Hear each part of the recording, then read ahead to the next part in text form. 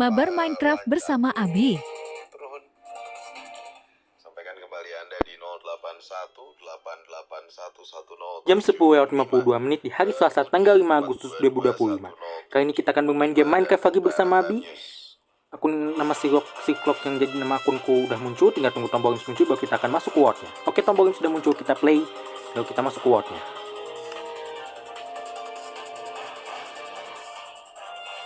Oh, ternyata harus download lagi guys, tapi pilihannya cuma download Quick ya udah ya guys. Ini nggak ada VNF itu cuma Quick doang. Iya, nggak tahu kenapa kok cuma membawa Quick-nya doang. Oh, ternyata proses download ini butuh waktu lama guys. Jadi bagian ini aku akan skip biar kita lama menunggu proses downloadnya. Oke, proses download sudah selesai, sudah berada di tahap modified world locating server dan tulisan Minecraft sudah berubah menjadi better on backlog dan tak lama lagi kita akan segera masuk ke wordnya.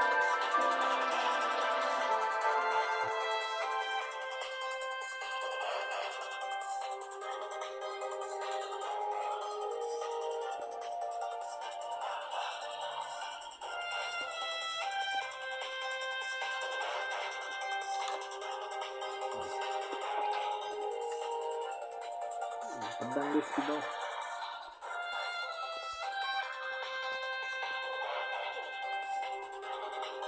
Kita pertama kita mau ngambil dulu yang Sekolah Santo Aloysius Bandung, Yayasan Marni Wijana Bandung, dijiwai spiritualitas et maiora natusum, yang berarti aku lahir untuk sesuatu yang lebih. Menuju 100 tahun berdirinya Sekolah Santo Aloysius, sekolah yang terkenal akan prestasi dan kualitas pendidikan, serta telah melahirkan juara-juara tingkat nasional maupun internasional, mendapatkan penghargaan sebagai sekolah berintegritas dan berbagai penghargaan muri, terus-menerus melakukan inovasi menuju pendidikan modern dan berkarakter. Sekolah Santo Aloysius tidak hanya menekankan pendidikan intelektual, tetapi juga pembentukan karakter dan spiritual. Sekolah Santo Aloysius yang berada di pusat kota Bandung menciptakan lingkungan sekolah yang sehat, bersih, dan nyaman dengan pemanfaatan organik nanoenzyme atau ONE. Pembelajaran menggunakan platform Learning Management System sekolah dan LMS for Parents untuk membantu orang tua dan sekolah memantau kemajuan pendidikan para siswa. Berbagai program unggulan seperti Life Skill, Atrium Santo Aloysius, terapi berkuda, play terapi untuk siswa yang bertujuan agar para siswa dapat tumbuh dan berkembang secara holistik. Sekolah Santo Aloysius juga memperkaya siswa dengan teknologi pendidikan berbasis metaverse, serta membekali masa depan siswa melalui Experiential Learning Program, Exploring the Culture and Development of Meaningful Life Program, yang terpadu dalam berbagai kegiatan, seperti Creative Partnership, Galeri Investasi, pengenalan investasi sejak dini untuk siswa SMP dan SMA. Mulai tahun 2025, SMP Santo Aloysius membuka kelas di Kompleks Sekolah Santo Aloysius Sukarjadi. Dengan fasilitas pembelajaran yang lengkap, ruang bermain, kegiatan ekstrakurikuler, serta inovasi dalam pembelajaran, bekerja sama dengan berbagai institusi ternama seperti TPI, Unibridge, Danning College, Binus Center, Binus University, Unpar, Universitas Kristen Maranatha, dan Marwita Magiswara. Sekolah Santo Aloysius berkomitmen untuk mengantar peserta didik ke jenjang perguruan tinggi terbaik di dalam maupun di luar negeri. Kamu punya prestasi di bidang apa? Olahraga, seni, sains? Mari bergabung dan segera daftarkan putra-putri Anda ke Sekolah Santo Aloysius Bandung. Mulai dari tingkat kelompok bermain, TK, SD, SMP, dan SMA. Tersedia beasiswa bagi siswa berprestasi akademik maupun non-akademik. Pastikan bergabung dengan sekolah kami di Jalan Sultan Agung, Trunojoyo, Sukajadi, atau di Komplek Batu Nunggal Indah. Pendaftaran online https://spmb-staloysius.admission.id. Info lebih lanjut hubungi panitia SPMB Sekolah Santo Aloysius di 081321666889 atau 082316568868. Senin sampai dengan Sabtu pada jam kerja pukul 8 hingga pukul 15.30.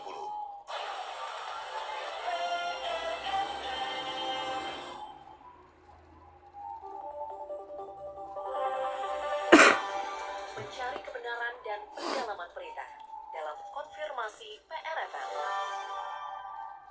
Beberapa waktu lalu viral sebuah video di media sosial yang memperlihatkan lorong goa Belanda yang diubah menjadi kafe. Dalam video tersebut, area goa Belanda yang biasanya gelap diubah menjadi terang usai dipasangi sejumlah lampu hias. Selain itu, terdapat pula kursi dan meja kayu untuk makan selayaknya kafe. Menanggapi hal tersebut, Kepala UPTD Tahura Juanda Bandung, Lutfi Eriska, menyebut bahwa area goa Belanda yang didesain layaknya kafe hanyalah bersifat sementara. Menurut Lutfi, hal tersebut merupakan bagian dari rangkaian kegiatan Pasar Pasisian Leuweung yang diadakan pada Sabtu 2 Agustus lalu. Lutfi menegaskan, setelah acara usai, area Gua Belanda kembali dirapikan seperti semula. Sebetulnya itu bukan kafe, Kak Ivan. Jadi memang kita kan biasanya ada kegiatan rutin namanya Pasar Pasisian Leuweung. Pasar Pasisian Leuweung itu menghadirkan gelar produk ya dari teman-teman KTH dan UMKM lokal. Nah, kenapa di dalam Gua Belanda itu ada meja dan kursi? Dikarenakan kita pernah mencoba untuk area makannya itu di luar, ternyata menjadi perhatian satwa liar yang ada di sana, khususnya monyet. Jadi agak khawatir juga, makanya kita coba untuk area makannya kita masukkan ke dalam gua Belanda. Ada sekitar mungkin sekitar 10-20 meteran lah. Dan alhamdulillah kemarin kita uji coba dan memang lebih kondusif dibanding makan di luar. Dan itu pun juga Pasar Pasisian Leuweung ini hanya 1 bulan sekali. Jadi bukan kafe baru, jadi hanya untuk tempat makan saja begitu. Itu dia informasi dari Kepala UPTD Tahura Juanda Bandung, Lutfi Eriska, dalam menanggapi video viral yang memperlihatkan lorong Gua Belanda yang diubah menjadi kafe. Mencari kebenaran dan pendalaman berita dalam konfirmasi PRFM. Sampurasun wargi. Ada pengumuman penting nih bagi wargi Bandung yang aktif di kegiatan komunitas. PRFM punya program talk show Pojok Komunitas yang tayang setiap Sabtu pukul 8 hingga 9 malam. Ceritakan kepada masyarakat tentang peran penting komunitas yang wargi ikuti bersama PRFM. Tunggu apa lagi? Hubungi redaksi PRFM di 081 881 1075.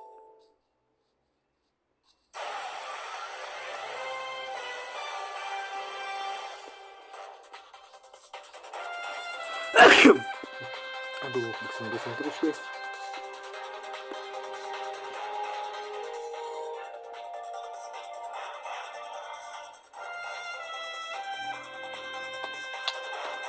Hah? Ya aku udah mau di salju.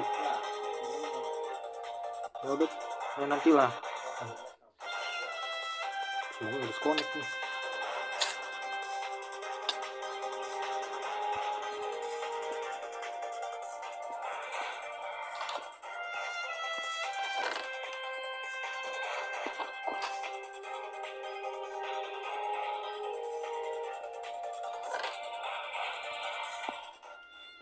Tepat pukul 11 waktu Indonesia Barat, pendengar PR masuki interval ke 3 perjumpaan kita di 107,5 PR FM Channel, sambil kembali bergabung untuk berbagi informasi mengenai apa saja yang terjadi di sekitar Anda di 0818811075 dan @PRFM News. Nah, bentar ini ada Kang Yanuar nih. Alhamdulillah 30 menit lepas dari kemacetan di Pasteur. Tadi ada yang sejam, Kang Yanuar kebagian setengah jam ya. Baru lepas dari Pasteur, tol Pasteur. Siapa tuh nuhun Kang Yanuar, hati-hati di jalan. Dan pendengar PRFM yang masih mengantri tetap bersabar. Dan tetap pantau kembali informasi terkini seputar apa saja yang terjadi di sekitar Anda dari PRFM News. Headline News PRFM. Headline News PRFM.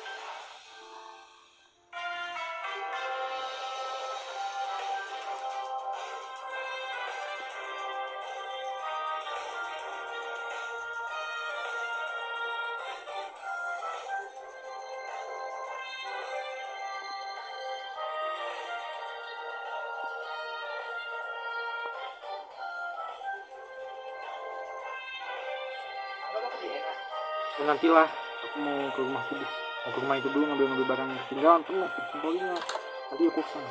Pintunya udah terlihat sekarang.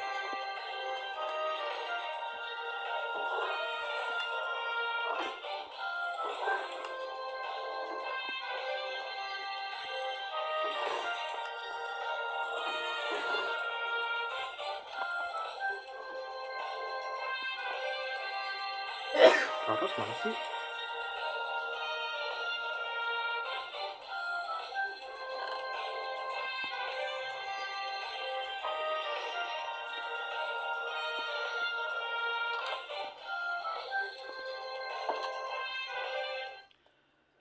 informasi yang kembali bisa kami hadirkan untuk Anda di 107,5 PRFM News Channel dalam Headline News PRFM memasuki interval ke-3 perjumpaan kita.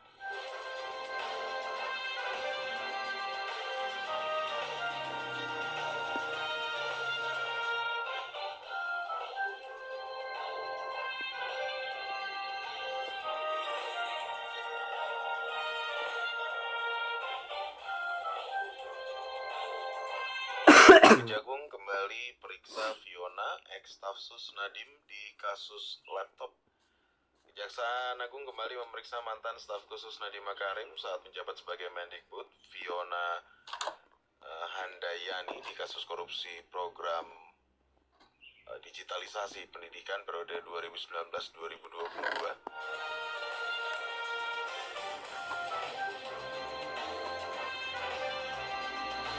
Sampaikan Kepala Pusat Penerangan Hukum Kejagung Anang Supriyatna, Fiona dipanggil penyidik Jaksa Agung Muda Bidang Tindak Pidana Khusus sebagai saksi yang ketiga kalinya pada Selasa hari ini. Kuasa hukum Fiona, Indra Posan Siombing, menyebut pemeriksaan yang dilakukan terhadap kliennya diduga berkaitan dengan 4 tersangka yang sebelumnya telah ditetapkan oleh penyidik. Sebelumnya Kejagung tengah mengusut kasus dugaan korupsi program digitalisasi pendidikan di Kemendikbud periode 2019-2022. Selama periode itu Kemendikbud mengadakan 1,2 juta unit laptop untuk sekolah-sekolah di Indonesia, khususnya di daerah 3T dengan total anggaran mencapai 9,3 triliun rupiah.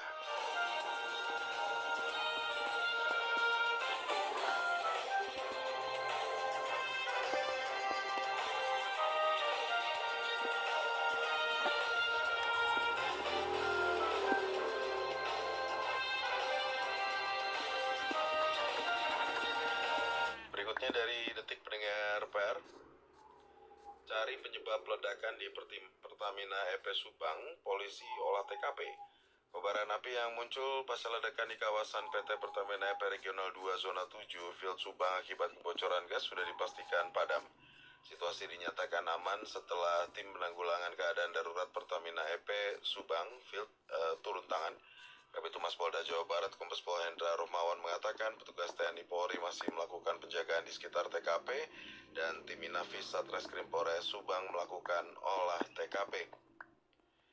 Petugas juga sudah mengambil keterangan awal dari para saksi termasuk rekan kerja korban di lokasi yang bertugas pada shift 3 sebanyak 8 orang. Pengawasan dan pengamanan lanjutan, pihaknya melakukan penjagaan dan pemantauan di sekitar lokasi untuk mencegah potensi ledakan lanjutan atau gangguan keamanan. Pihaknya juga sudah memasang garis polisi atau polis line untuk mencegah masyarakat mendekat dan memastikan keselamatan. Demikian Headline News PRFM Pendengar PR.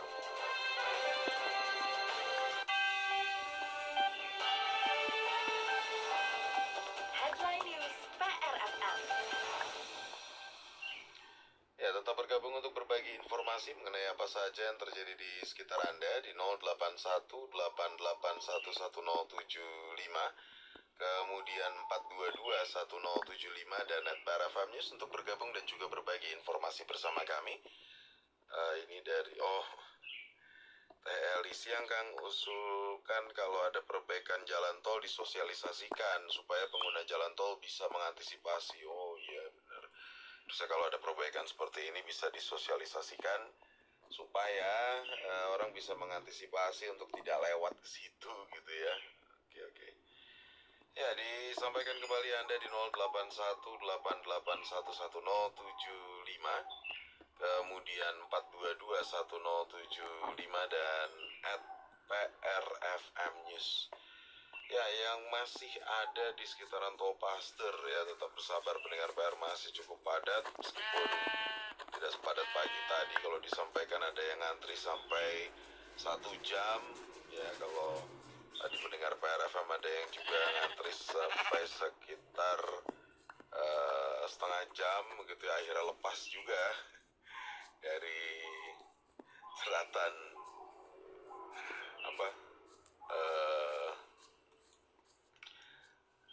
antrian di Tol Paster begitu ya. Oke.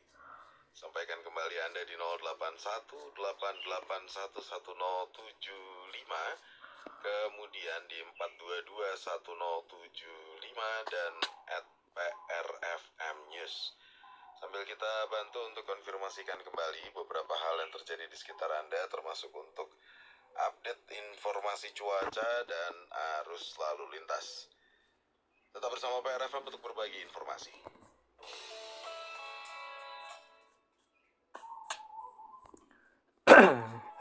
Tadi itu kita baru habis ngambil ini nih guys,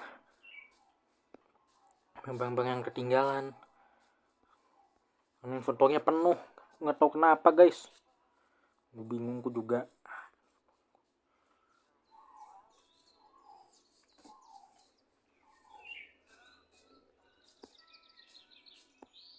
Mana tadi guys?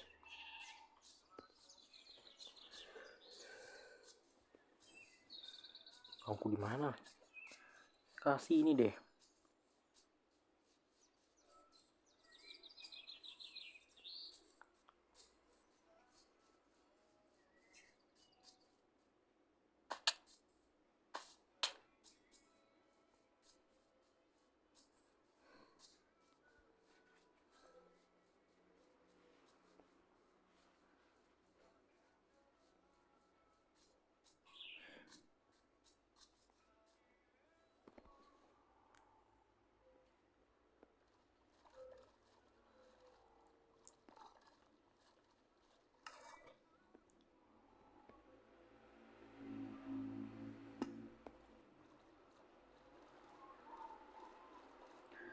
Kita balik lagi tadi guys. Nah tahu aku bangun fotonya masih mau satu lagi. Ya balik lagi ke tempat yang tadi deh guys. Cukup kan waktu kita ya.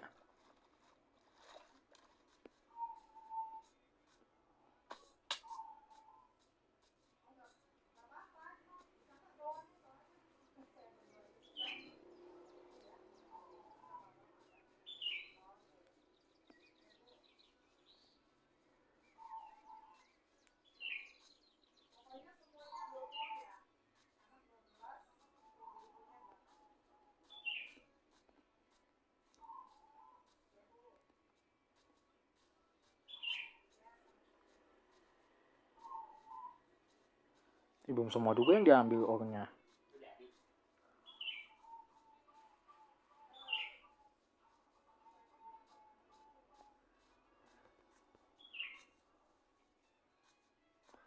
Sana masih banyak guys orangnya.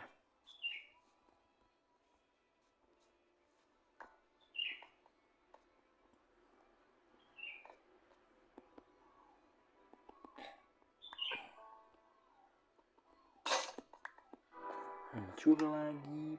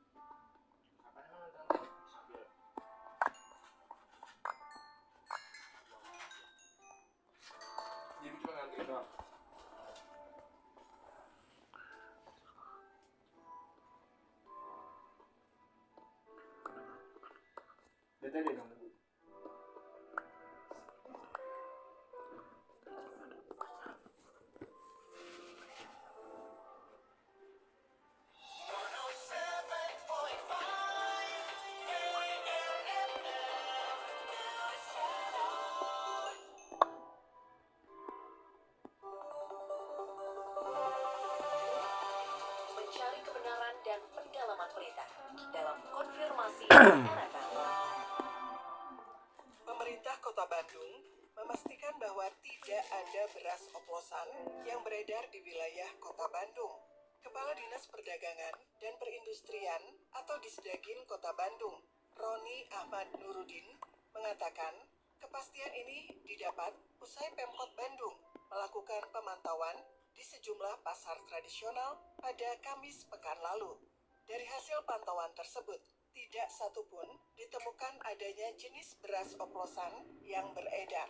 kami di Stagim senantiasa secara rutin melakukan monitoring terhadap kebutuhan pokok masyarakat, di antaranya adalah untuk beras. Nah, kaitan juga dengan pemberitaan yang marak kemarin kaitan dengan beras oplos, Pak Wali Kota hari kemarin memonitor langsung ke tata tradisional dan toko modern atau retail, Bang, termasuk ke gudang Bulog. Nah, dari hasil pantauan memang benar seperti yang disampaikan oleh Bapak Wali Kota. Lebih lanjut, Roni pun memastikan bahwa stok dan harga beras di Kota Bandung masih tergolong stabil. Untuk itu, Roni mengimbau kepada masyarakat untuk tidak melakukan panik buying Tegot juga ternyata terhadap di atas sana. komoditi beras. Insya Allah kami akan terus melakukan monitoring dan memberikan keyakinan kepastian bahwa stok barang di kota beras di Kota Bandung ini kondisi aman. Kemudian tentunya kalau ada Udah penuh guys, udah nggak bisa ditemukan atau ngambil. ada hal yang berkaitan tadi disampaikan ada kejanggalan, misalnya silakan segera untuk melaporkan kepada kami dan tentunya akan kami lanjuti sesuai dengan aturan yang terakhir barangkali Kang Irfan, masyarakat tidak usah buying ya kaitan dengan beberapa info-info yang mungkin juga beredar di masyarakat. Bahwasanya beras posisi aman, Kang, dan kami monitoring harga beras ini stabil, Kang, tetap. Itu dia informasi dari Kepala Dinas Perdagangan dan Perindustrian atau Disdagin Kota Bandung, Roni Ahmad Nurudin, terkait pemerintah Kota Bandung yang memastikan bahwa tidak ada beras oplosan yang beredar di wilayah Kota Bandung. Mencari kebenaran dan pendalaman berita dalam konfirmasi PRFM. Anda punya keluhan seputar pelayanan publik? Pintu masuk wisata itu harus steril betul-betul dari preman. Jadi si wisatawan tuh nyaman gitu datangnya. Atau sekadar ingin memberikan informasi yang terjadi di sekitar Anda seperti ini? Di depan UPI itu agak diseplitin jalannya yang putaran arah turun itu karena ada bis mogok depan gerbang UPI atas. Sampaikan keluhan dan informasi yang Anda miliki ke redaksi PRFM. Kami akan bantu sampaikan keluhan Anda kepada pihak yang berwenang dan membantu menyebarkan informasi penting yang Anda miliki. Hubungi kami melalui SMS dan WhatsApp di 081-881-1075, telepon 022-422-1075. Nyalakan radio Anda dan pilih 107,5 untuk mendengarkan radio PRFM. Di PRFM, Anda dapat menyimak informasi seputar isu-isu terhangat dari para narasumber terpercaya. Di sini, Anda juga dapat menyimak berbagai talkshow menarik yang dapat menambah informasi dan wawasan Anda. Gak mau ketinggalan informasi terkini? Ayo simak radio PRFM sekarang juga.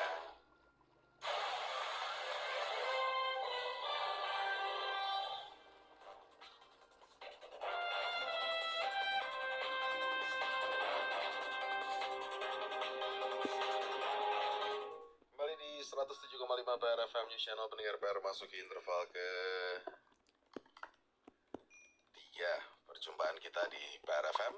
Sambil kembali bergabung untuk berbagi informasi bersama kita. Maka boleh kita ke Pasteur nanti ya.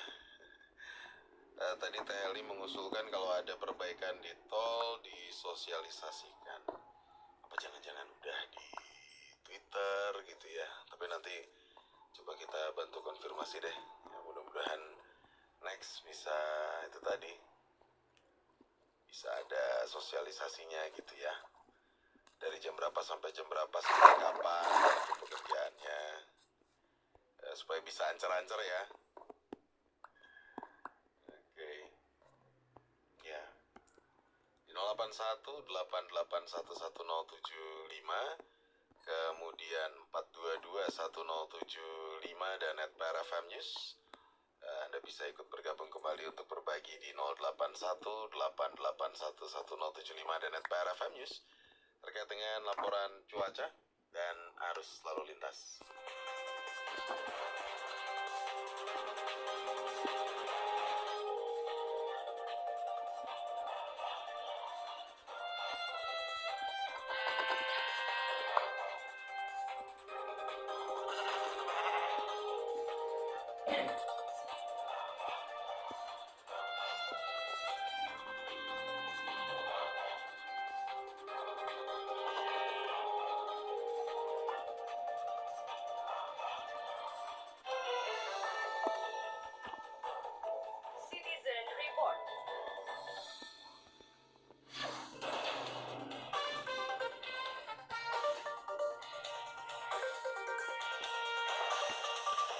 Yang juga rame kali ini di sekitar Batu Jajar Cimareme cukup padat. Keluar Baros lumayan. Marmata Negara dan Gunung Batu juga padat. Kopo di Kopo Cibolerang padat, Kopo Nata Endah padat. Kemudian Dayakolotnya padat. Hingga siang hari ini pukul 11 lebih 18 menit waktu Indonesia Barat.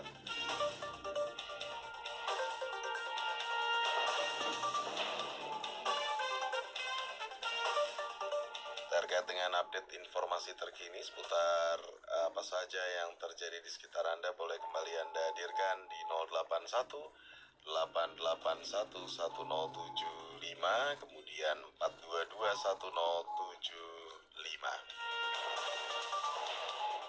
Ada Kang Abu Sofyan. Kang Abu, halo, selamat siang. Baik, sehat Kang. Sudah keluar paster belum? Udah keluar paster. Akhirnya. Kebetulan saya lokasi sekarang di Contong. Contong tuh di... Contong tuh setelah Pasar Tidustira. Oh, Cimahi ya? Ya, cuma. Oh, iya. Lupa saya. Oke, gimana tadi lewat paster atau keluar Baros? Keluarnya kebetulan keluar Baros tadi. Keluar Baros, wah macet banget itu. Macet itu. Berapa lama tadi kan? Dan setengah jam ya. Wah, hampir setengah jam. Di keluar Baros itu ya? Ya, biasanya itu bisa kita tempuh. Kan saya sering lewat tol Paster itu kan. Mohon. Itu bisa kita tempuh hanya cuma 10 menit dari mulai masuk tol Paster. Tol Baros. Oh, Baros. Nah, itu. Tadi setengah jam. Tapi lumayan, setengah jam.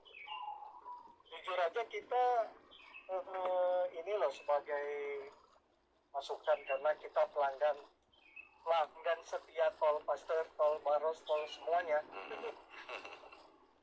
Jadi kalau bisa berhubungkan namanya tol itu kan dikelola sama perusahaan ataupun kebetulan BUMN ya. Jadi kalau bisa dari masing-masing khususnya pimpinan yang berada di daerah tol Paster, nah itu bisa untuk difasilitasi ataupun dikasih pengumuman. Nah, pengumuman itu kan pengumuman memberitahukan bahwa terjadinya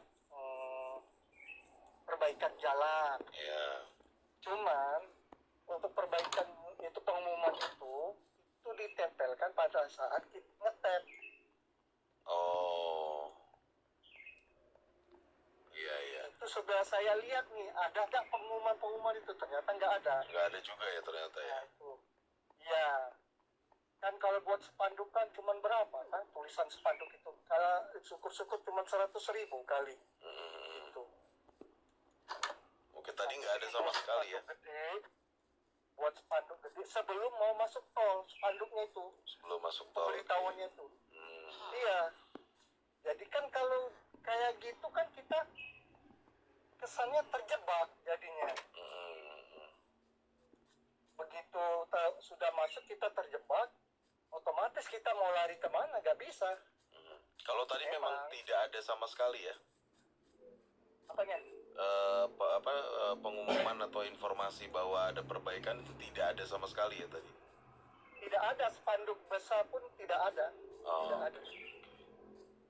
Hanya ditempel berupa kertas pada saat kita ngetep. Oh, ada tapi kertas pas lagi ngetep. Iya, kertas diketik pakai print. Ditaruhnya di mana itu? Pada saat kita ngetep mau masuk tol Baros. Oh, ditempel di kertas. Dia ditempel di ini berupa kertas, ditempel di tempat ngetep itu kita. Di sebelahnya, di sampingnya. Iya. Pemberitahuan itu. Oh gitu. Oke. Ya. Ya, depannya ada yang spanduk besar lah gitu ya. Nah itu, satu itu spanduk besar. Dan ada pemberitahuan, ini berjalan selama berapa lama. Misalnya sampai Agustus, tanggal 17 Agustus, atau sampai kapan itu. Sehingga kan pasti kita kan ada alternatif lain, mau ke kantornya, mau kemana itu kan. Betul. Kita ambil jalur lain. Iya. Iya. Oke. Di samping itu juga, kan harusnya mereka itu kan harus koordinasi dengan aparat. Bahwa mungkin ini, bahwa kita akan adanya perbaikan jalan, otomatis macet gitu. Itu mah hukum itu istilahnya pastilah, itu pasti macet. Karena kalau bisa juga kan yang dari mau masuk ke tol Pasteur itu kan banyak dari kendaraan dari luar semua, itu banyak kan. Iya. Kebayang kalau pada saat itu terjadi di hari Jumat dan hari Sabtu Minggu. Iya. Itu. Kita nggak tahu nih sampai kapan nih ya. Mungkin Jumat Sabtu Minggu ini masih atau enggak gitu ya. Nggak tahu, kita belum tahu. Iya. Ya kalau memang itu dikerjakan 24 jam, meren. Itu. Jadi harusnya ada pemberitahuan juga. Iya. Ini berjalan sampai tanggal berapa. Nah, berarti kan kita nggak masuk lagi tol Pasteur, berarti kita yang dari Cimahi kan. Iya, betul. Khususnya kawan-kawan yang dari mau ke kantor, mau apa, nah itu. Bisa cari Itu alternatif. alternatif yang harus kita lewat lain. Betul. Oke. Siap. Terus dengan adanya itu kan otomatis kerjasama dengan aparat, ya minimal ada yang standby, kayak polisi di situ memberitahukan juga. Tadi Cuma nggak ada. tadi pagi nggak ada. Tadi pagi nggak ada ya. Nggak ada petugas. Cuma tadi ada petugas di tempat kantornya, kantor ini aja, Jasa Marga, di PU-nya di Jasa Marga itu aja lihat. Yang di Pasteurnya. Iya. Mau keluar tol Baros, Iya. sebelah kanannya. Oh, oke. Siap. Hanya ada di situ ya. Ya, sebagai masukan ya itu aja, karena ya lebih agresif mungkin itu, karena saya mikir gini, jadi begitu kitanya masuk tol, ya wayana aku bayar 2.500 gitu kan. Baru ketahuan ada macet ya. Kan nggak tahu bahwa itu macet. Gimana kalau misalnya kita lapor itu ke lembaga konsumen, bisa kena juga itu kalau dilaporkan. Iya, betul. Kita merasa ada kerugian di situ, rugi waktu, rugi ini juga, rugi materi istilahnya tuh. Walaupun cuma 2.500, tapi dari 2.500 kaliin sama 2.000 mobil, udah berapa? Itu. Oke. Itu aja kan informasinya. Kang Abu, terima kasih ya. Hati-hati di jalan, Ya, atur nuhun. Kak. Waalaikumsalam. Oke. Ya, masukannya begitu. Jadi ada pengumuman tapi di kertas gitu loh. Di kertas, saya juga nggak nyangka sih. Pengumumannya di kertas. Pas mau ngetap. Tapi kan pas mau ngetap ya, udah keburu masuk, ya kan. Nah udah gitu, ya kenapa nggak spanduk besar gitu, ada perbaikan jalan yang akan memakan waktu sekian lama. Terus ya selengkap-lengkapnya lah ini apa, pengumuman ininya, ada perbaikan jalannya gitu ya, sehingga warga tidak merasa terjebak begitu di sana. Udah bayar sekian rupiah, ya kadang-kadang nggak cuma persoalan rupiahnya yang 2.500 itu dari Baros ke Pasteur misalnya, tapi kan juga waktu, tenaga. Ya, makanya tadi saya bilang nih kayaknya banyak yang telat ya tadi pagi ini karena macet pisan di sekitar tol Pasteur gitu. Kenapa kok nggak dikasih pengumuman, Kang? Deddy, kalau dikasih pengumuman nggak ada pemasukan dong. Itu bukan kata saya, itu kata Kang Deddy. Ya juga. Tapi masa sih gitu Kang Deddy ya? Iya sih, coba kan ini ya jadi macet gitu. Atau dianggap bahwa sebetulnya perbaikan jalan itu nggak akan bikin macet gitu. Kalau tadi kata Kang Abu kan, ya kalau ini pendek kata ya, saya coba mengartikannya, di mana ada perbaikan jalan di situ pasti ada kemacetan gitu kan. Di mana ada obstacle atau hambatan, ya di situ hampir bisa dipastikan akan macet gitu. Masa sih nggak bisa diperkirakan bahwa itu akan macet? Oke, di 0818811075 dan 4221075 juga @PRFM News. Ya, kembali menyampaikan informasi mengenai apa saja yang terjadi di sekitar Anda terkait dengan laporan cuaca, arus lalu lintas, informasi kriminalitas, kehilangan, penemuan, dan juga keluhan Anda soal fasilitas umum bisa kembali Anda hadirkan bersama kami.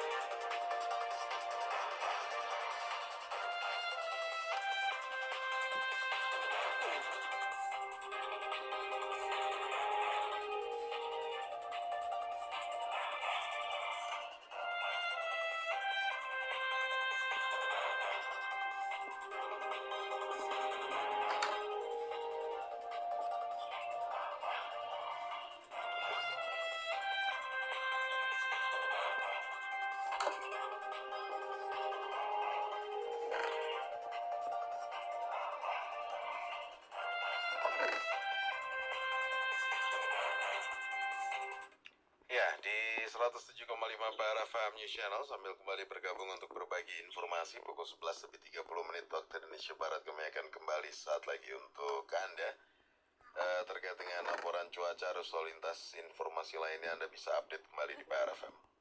Assalamualaikum warahmatullahi wabarakatuh. Salam tangguh, salam kemanusiaan. Saya Teten Ali Mugungkun, Kepala Pelaksana BPBD Provinsi Jawa Barat.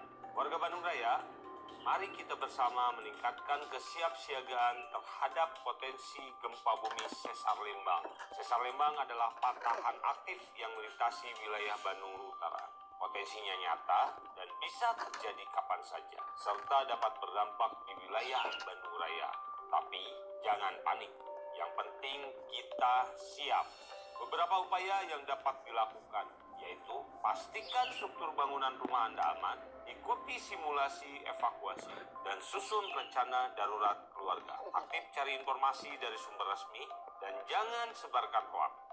Ingat, kesiapsiagaan dimulai dari diri sendiri. Lebih baik waspada sebelum bencana terjadi. Assalamualaikum warahmatullahi wabarakatuh. Sampurasun. Iklan layanan masyarakat ini dipersembahkan oleh BPBD Provinsi Jawa Barat. Mungkin gak ya kalau aku jadi pilot? Kalau aku mau jadi dokter biar bisa ngobatin orang sakit. Aku dong mau jadi arsitek biar rumahku gak reot. Saatnya menunjukkan keunggulan kita, memuliakan anak yatim dengan memberi kesempatan untuk mereka semakin dekat dengan cita-cita.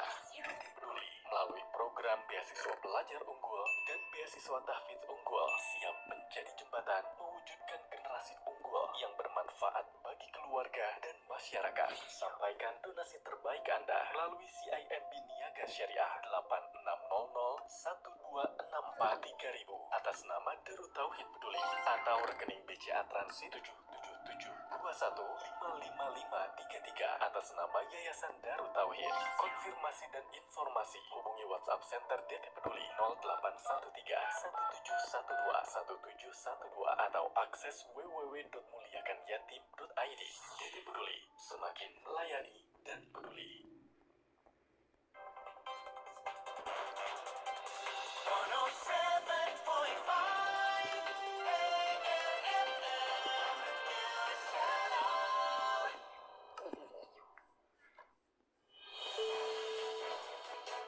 Subjek PR.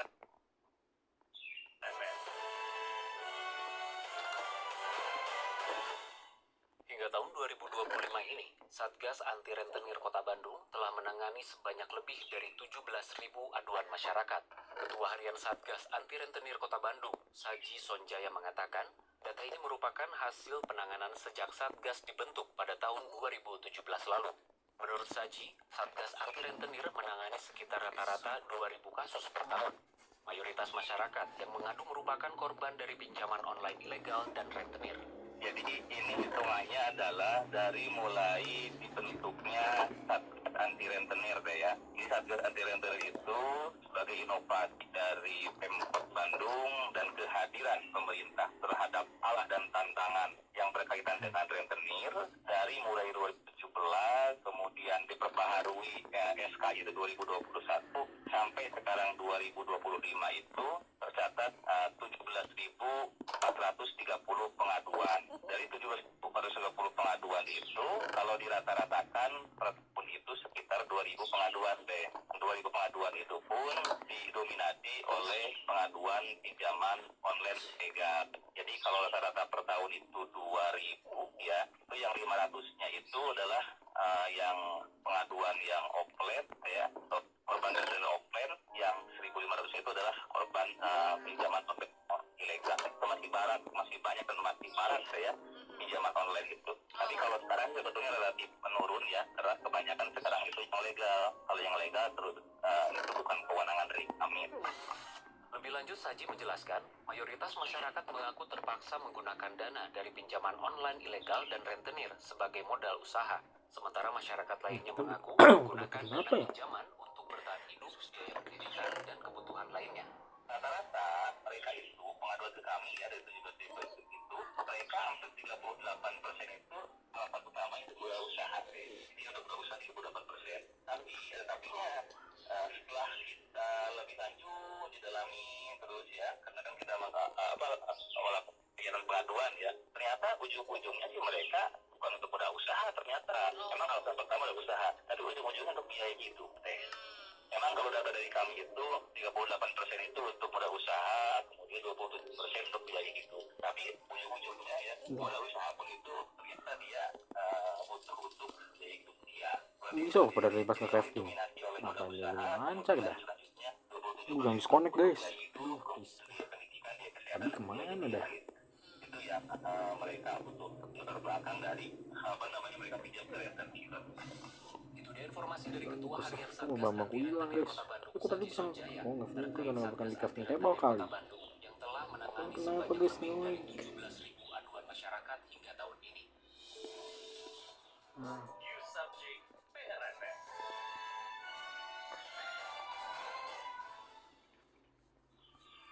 Udah malam. Sampurasun Kesana udah malam guys. Ada pengumuman penting nih bagi warga Bandung yang aktif di kegiatan komunitas. PRFM punya Coba tidur program dulu. talk show Nah, Pojok disconnect. Komunitas yang tayang setiap Sabtu pukul 8 hingga 9 malam. Koneksi internetnya emang jelek Indosat. Masyarakat tentang peran penting komunitas Indosat. yang warga ikuti bersama PRFM. Tunggu apa lagi? Hubungi redaksi PRFM di 081 881 1075. Ya, gak online. Aduh ya guys. Udah muncul. Gak online guys. Untung aja gak suka download lagi. Gak suka download lagi.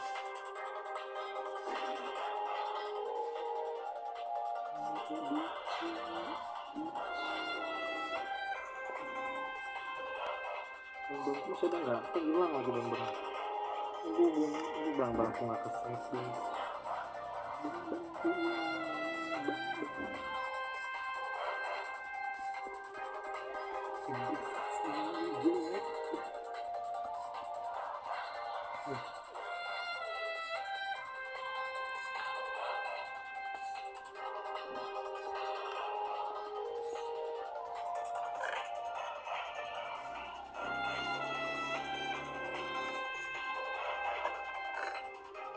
Apaan sih yang kayak begini, ancur-ancur begini?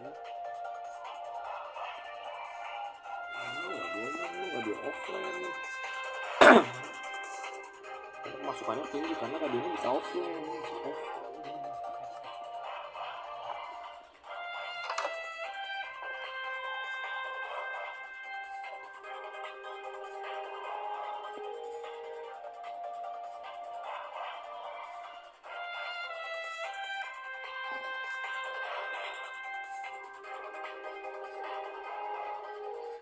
Sampaikan kembali informasi terkini seputar apa saja yang terjadi di sekitar Anda di 0818811075 dan 4221075, juga @PRFM News untuk kembali bergabung dan juga berbagi informasi di PRFM.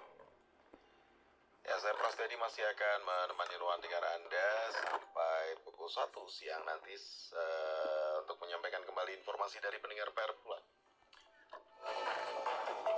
Citizen Report.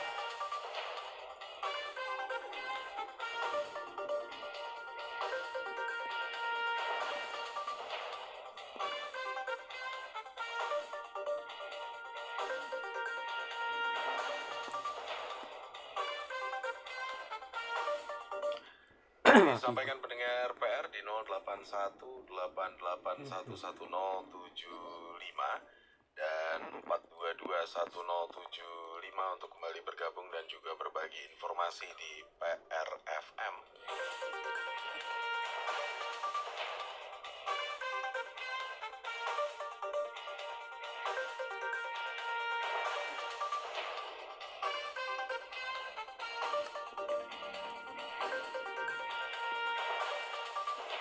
Ada Kang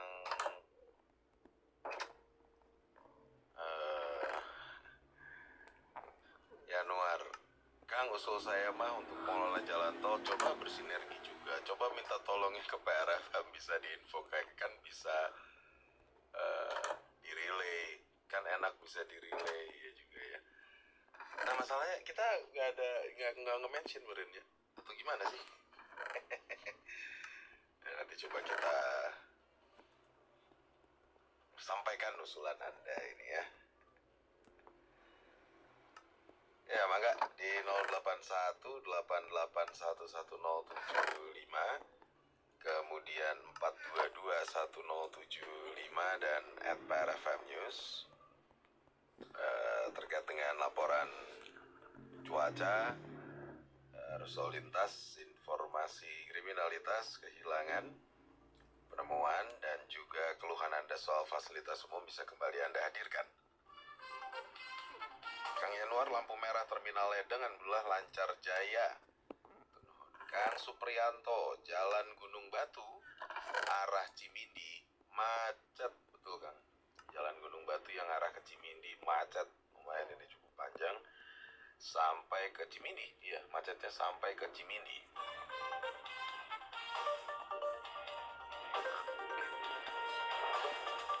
Wah, jangan disconnect please, aku mau desain rumahku. Ya, yang kena macet Anda yang pegel-pegel saya. Ah, internetnya jelek nih.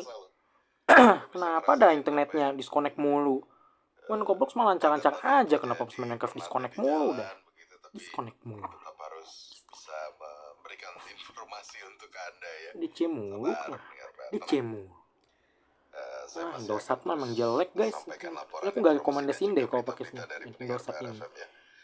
Ayam Tri Oredo. Ayam Tri Oredo, temen tai Oredo. Sampai gue masih ada apa enggak? Oredo gue udah jangan iklannya juga sih.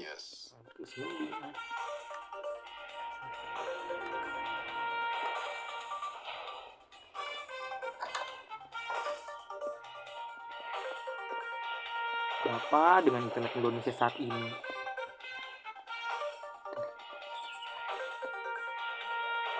Internetnya jelek biasa.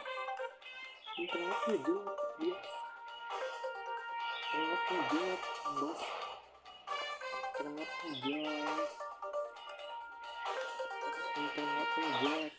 Oke, kita pantau kembali informasi dan juga berita yang dapat terus Anda hadirkan bersama PRFM. Sekali lagi Anda bisa gunakan 081 881 1075, kemudian 422 1075 dan @PRFM News.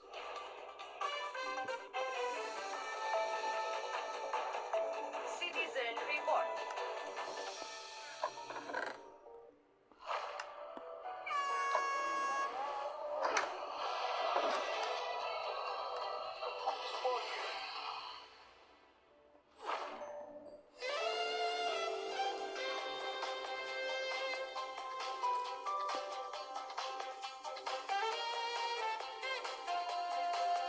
Aduh, bukan guys, batu banyak.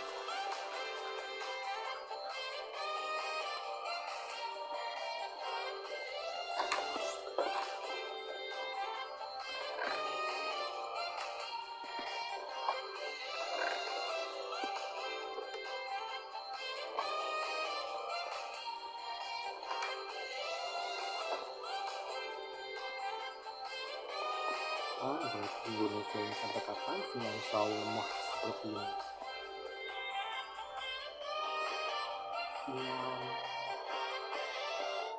Liverpool masih lemah antisipasi bola mati lawan. Liverpool kebobolan 2 gol dari situasi bola mati saat uji coba kontra Atletico Bilbao. Pekerjaan rumah buat pasukan Arne Slot jelang laga Community Shield. Kemenangan diraih Liverpool dalam 2 laga uji coba kontra Atletico Bilbao pada Selasa dini hari tadi. Berset merah menang 4-1 dan 3-2. Kedua kesebelasan menurunkan skuad terbaik pada pertandingan kedua yang berakhir 3-2. Cody Gakpo jadi sorotan di laga ini lewat brace dan 1 on goal. 2 gol Atletico Bilbao ke gawang Liverpool semuanya diawali dari set piece. Pada gol pertama, Oihan Sanchez menyambut bola muntah dalam situasi tendangan bebas, sementara on goal Gakpo tercipta setelah salah mengantisipasi bola sepak pojok lawan. Manajer Liverpool, Arne Slot, menyoroti kelemahan timnya menghadapi bola-bola mati lawan. Baginya itu mesti segera diselesaikan sebelum pertandingan Community Shield. Liverpool selaku kampion Premier League akan menghadapi jawara Piala FA Crystal Palace dalam Community Shield. Pertandingan dijadwalkan dilaksanakan Minggu 10 Agustus malam waktu Indonesia Barat di Stadion Wembley.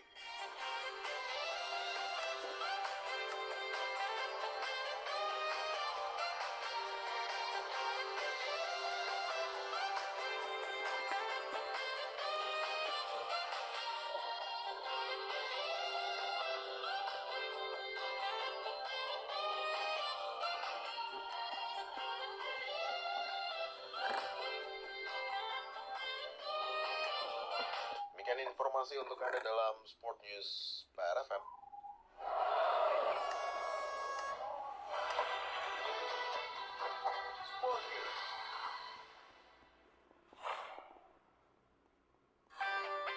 Masih bingung kuliah di mana? Saatnya pilih kampus terbaik. Fakultas Ekonomi dan Bisnis Universitas Pasundan, FEB Unpas, sudah terakreditasi unggul. Lokasi strategis di pusat kota. Ada 3 program studi, manajemen, akuntansi, dan ekonomi pembangunan. Semua terakreditasi unggul. Ingin kuliah berwawasan internasional? Ada kelas internasional kerjasama dengan Kyunghee University, Korea Selatan. Kuliah sambil kerja? Bisa. Ada kelas sore dan program RPL. Alumni sukses di industri, pemerintahan, BUMN, hingga jadi entrepreneur. Dan yang penting, banyak beasiswa loh. Daftar sekarang lewat berbagai jalur. PMDK Rapor, USM, Hafiz Quran, atlet, UTBK, seni budaya, hingga SMA SMK Islam terpadu. Info selengkapnya di Instagram @feb.unpas atau WhatsApp 0811 2046 atau datang langsung ke Jalan Taman Sari nomor 6-8 Bandung. FEB Unpas, pilihan pasti setiap generasi.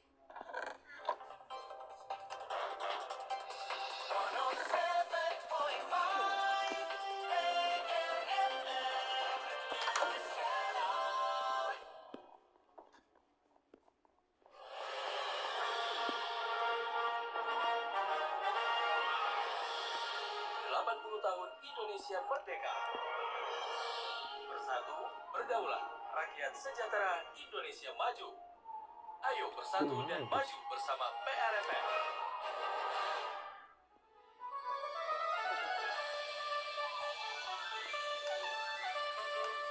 Bendera merah putih merupakan simbol identitas dan jati diri Negara Kesatuan Republik Indonesia. Warna merah melambangkan keberanian dan warna putih melambangkan kesucian. Bendera inilah yang kemudian dikibarkan pertama kali pada 17 Agustus tahun 1945 sebagai simbol kemerdekaan Indonesia. Namun di balik semua itu ternyata terdapat sejumlah fakta menarik seputar bendera merah putih Indonesia. Pertama, bendera merah putih pusaka dijahit pertama kali oleh Fatmawati, istri dari Presiden pertama Indonesia, Soekarno. Menurut catatan sejarah, Fatmawati menjahit bendera tersebut setelah dirinya dan keluarga kembali ke Jakarta dari pengasingannya di Bengkulu. Kedua, bendera merah putih pusaka terbuat dari bahan katun Jepang dengan ukuran sekitar 3 kali 2 meter. Ketiga, bendera merah putih pusaka sempat dipisah menjadi 2 bagian. Momen ini terjadi pada tahun 1948 ketika Belanda melancarkan agresi militer ke Yogyakarta. Saat itu Presiden Soekarno langsung memerintahkan ajudannya, Hussein Mutahar, untuk menjaga bendera merah putih pusaka agar tidak jatuh ke tangan Belanda. Mutahar pun kemudian memisahkan bendera merah putih pusaka menjadi 2 bagian, merah dan putih. Ia pun menaruh keduanya di tas berbeda untuk mengecoh dan menghindari penyitaan Belanda. Bendera merah putih pusaka kemudian berhasil disatukan lagi oleh Presiden Soekarno pada Juni tahun 1949. Keempat, bendera pusaka yang asli terakhir kali dikibarkan pada 17 Agustus tahun 1968. Karena kondisinya yang sudah rapuh dan warnanya yang memudar, bendera pusaka kemudian diistirahatkan. Kini, bendera pusaka yang asli berada di Monumen Nasional, Jakarta. 80 tahun Indonesia Merdeka. Bersatu, berdaulat, rakyat sejahtera, Indonesia maju. Ayo bersatu dan maju bersama PRFM. Anda ketinggalan informasi terupdate? Ingin tahu berita terkini tentang Persib? Isu-isu terhangat yang lagi viral? Mau tips and trik tentang bisnis? Atau ingin tahu informasi terkait permasalahan publik? Gak usah khawatir. Sekarang Anda bisa menyimak informasi dari PRFM secara visual di channel YouTube Radio PRFM 107,5 News Channel. Di YouTube kami, Anda akan tetap mendapatkan informasi akurat dan terpercaya. Untuk penambahan jumlah SMP, karena lulusan SD itu tidak tertampung Di Bandung Raya, ya kita harus punya pikiran positif sampai itu bisa diolah, reduce, reuse, recycle. dan responnya sangat baik dari masyarakat dan merasa terbantu. Dan juga tadi gayung bersambut dengan program bagaimana kita bisa mengurangi beban pengeluaran dari masyarakat. Ingat, hanya di channel YouTube Radio PRFM 107,5 News Channel. Jangan lupa untuk like, komen, dan subscribe.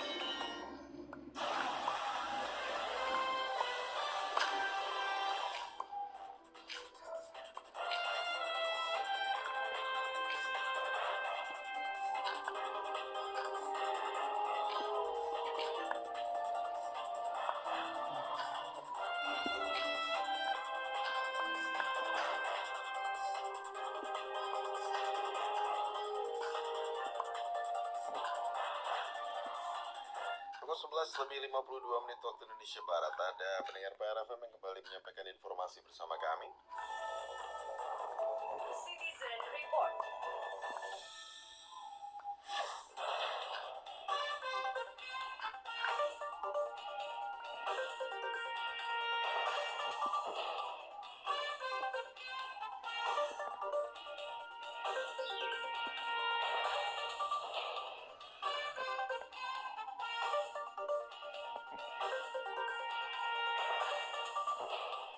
Kang Wahyu Widodo, sekitar Melong Raya ini ya, untuk Melong Raya dan sekitarnya cuaca panas hareudang. Angin kecil, lalu lintasnya ramai lancar, normal, hatur nuhun. Disampaikan Kang Wahyu Widodo di 0818811075 dan 4221075 juga @prfm news.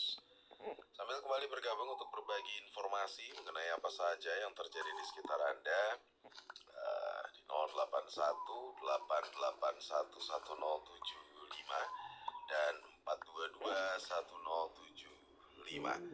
Ada Ibu Yanti Antapani, panas pisan. Kapan ada temu pendengar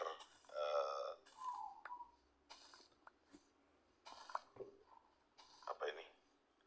Tong di udara biar saling kenal nuhun Kang. Kapan Bu Yanti ya? Coba nanti main ke Bojongkoneng tempatnya Kang Eko aja ya.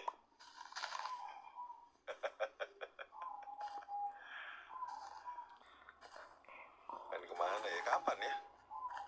Coba nanti kita tanya Kang Dede dan kawan-kawan netizen.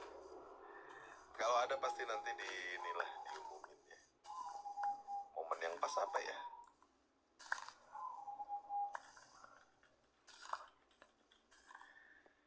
Oke. Yanti. Ya, sambil kembali bergabung untuk berbagi di 0818811075. Citizen Report.